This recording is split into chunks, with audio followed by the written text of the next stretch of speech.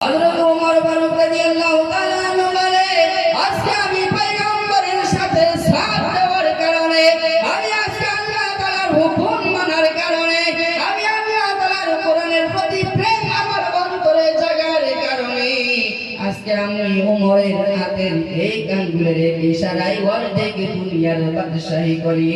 সারা অর্ধেক দুনিয়ায় আমার এই আঙ্গুলের ইশারায় চলে, বাদশাহী চলে। আল্লাহ তাআলা বলেন, শুধু তাই নয় যে আমার কোরআনকে ভালোবেসে মসজিদের দিকে এসে আমি আল্লাহ তাআলার হুকুম মেনে 5 ওয়াক্ত নামাজ কায়েম করলো, কোরআন তিলাওয়াত করলো, 1 সাবা 2 সাবা করে। আল্লাহ তাআলা বলেন, কিয়ামতের কঠিন ময়দানে এই কোরআনের উসিলা করে, এই নামাজের উসিলা করে এই ব্যক্তিকে আল্লাহ তাআলা কিয়ামতের কঠিন ময়দানে দিন হয়তো তাকে গুনাহগুলো মাফ করে জান্নাতের ফয়সালা করে দিতে পারে। সুবহানাল্লাহ। ভাইরা আমার, বন্ধুগণ, একদিন মদিনার সরজমিনে থরথর করে ভূমিকম্প শুরু হয়ে গেল। হযরত ওমর ফারুক রাদিয়াল্লাহু তাআলা আনহু পা দিয়ে একটা জোরে জমিনকে আঘাত করে বলে, হে জমিন, তোমার কি কলিজায় ভয় নাই, ডর নেই? তোমাকে সৃষ্টি করেছেন আল্লাহ তাআলা এই দুনিয়ার মানুষের ফায়দার জন্য। আমি ওমর নামাজে ছিলাম, তুমি ভূমিকম্প শুরু করে দিলা। দুনিয়া হিলাঝুলার কারণে আমার নামাজের মধ্যে খলল সৃষ্টি হয়ে গেল। তোমার কি লজ্জা লাগে না? পয়গম্বর সাল্লাল্লাহু আলাইহি সাল্লাম মদিনার সরজমিনে মাটির নিচে ঘুমিয়ে আছে। এই জমিন, আজকে থেকে যদি তুমি ভূমিকম্প দাও, তোমার কিন্তু ভেজাল আছে, তোমার কিন্তু খবর আছে। আল্লাহ তাআলার হুকুমে এত পাওয়ার আল্লাহ তাআলা তোমার রাদিয়াল্লাহু তাআলা আনহু দিয়েছে। একমাত্র কোরআনে কারীমের খাতিরে আজকের দিন থেকে কিয়ামত পর্যন্ত, সেদিন থেকে নিয়ে কিয়ামত পর্যন্ত আজকের কোরআনের মদিনার সরজমিনে ভূমিকম্প হয় না। শুধু তাই নয়, এই দিন বহু বড় একটি ঘূর্ণিঝড় জমিন থেকে বা বাড়ি থেকে উঠতেছে। হযরত ওমর ফারুক রাদিয়াল্লাহু তাআলা এই ঘূর্ণিঝড়কে দেখে বলেন যে, ঘূর্ণিঝড় যেই দিক থেকে আসছে সেই দিকে দিয়ে যাবি, অমুক দিয়ে এই জায়গার মাঝখান দিয়ে অমর একটি মগ্গা আছে, এইদিকে একটি গাঁও, মাঝখান দিয়ে পাহাড়ের একটি ঝর্ণার মতো।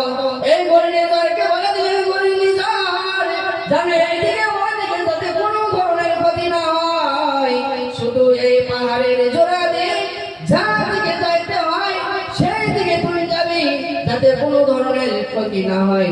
এই ঘূর্ণিঝড় হযরত ওমর ফারুক রাদিয়াল্লাহু তাআলা আনহুর ডরে এবং ভয়ে যেই দিক দিয়ে ইশারা দিয়ে দিয়েছিলেন সেই দিক দিয়েই এই ঘূর্ণিঝড় চলে গেল। শুধু তাই নয়, হযরত ওমর ফারুক রাদিয়াল্লাহু তাআলা আনহুকে আল্লাহ তাআলা আরো বেশি মর্যাদা দান করেছেন।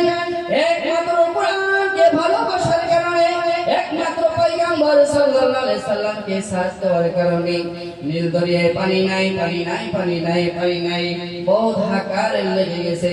হযরত ওমর ফারুক রাদিয়াল্লাহু তাআলা আনহুর কাছে মানুষ এসে বলেন, আমিরুল মুমিনিন খলিফাতুল মুসলিমিন, পানির বহুত সমস্যা, হাহাকার লেগে গেল। হযরত ওমর ফারুক রাদিয়াল্লাহু তাআলা আনহু নিজের তরফ থেকে একটি কাগজ নিয়ে চিঠি লিখলেন, বেনজামিন ওমর ইবনুল খাত্তাব রাদিয়াল্লাহু তাআলা আনহু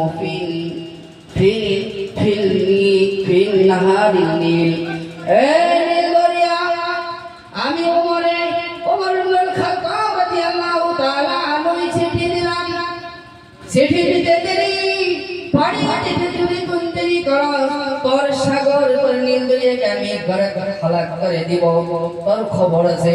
হযরত ওমর ফারুক রাদিয়াল্লাহু তাআলা আনহু সেই জায়গার গভর্নরের হাতে চিঠি দিলেন, আরে কাগজের টুকরা এই সাগর এত মরুভূমি এলাকায়, শুধু বালু আর বালু, শুধু বালু আর বালু, মরুভূমি এলাকায় চিঠি এই গভর্নর চলে আসার সাথে সাথে দৌড়ে আর আল্লাহর হুকুমে পানি তার পেছনে পেছনে দৌড়ে। ভাই আমার, বন্ধুগণ, আল্লাহ তাআলা বলেন, এত কোরআনের পাওয়ার, এত কোরআনের পাওয়ার, জেনে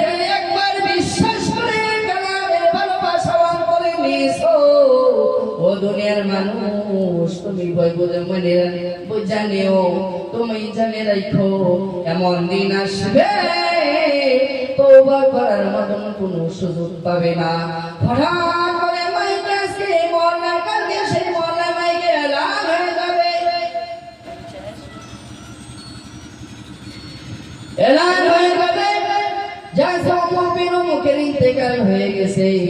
ভাইরা আমার বন্ধুগণ, ও কবরের যাত্রী ভাইরা, দিল থেকে নরম করে শোনো, আজকে হয়তো এটা আখেরি জলসা, আখেরি ওয়াজ মাহফিল, হয়তো আমার আখেরি বয়ান হতে পারে। আমি সবাইকে অনুরোধ করে বলি, আল্লাহ তাআলার কাছে এমন তওবা করেন যে তওবা দেখে আপনাকে আমাকে গুনাহের দিকে না নিতে পারে।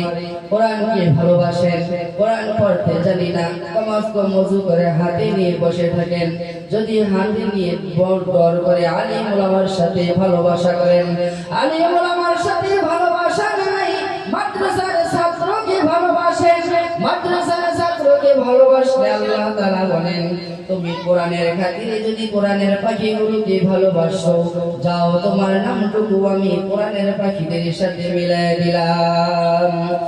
সুবহানাল্লাহ। বহুত কইবার ছিল, সময় শেষ, 4 মিনিট টাইম।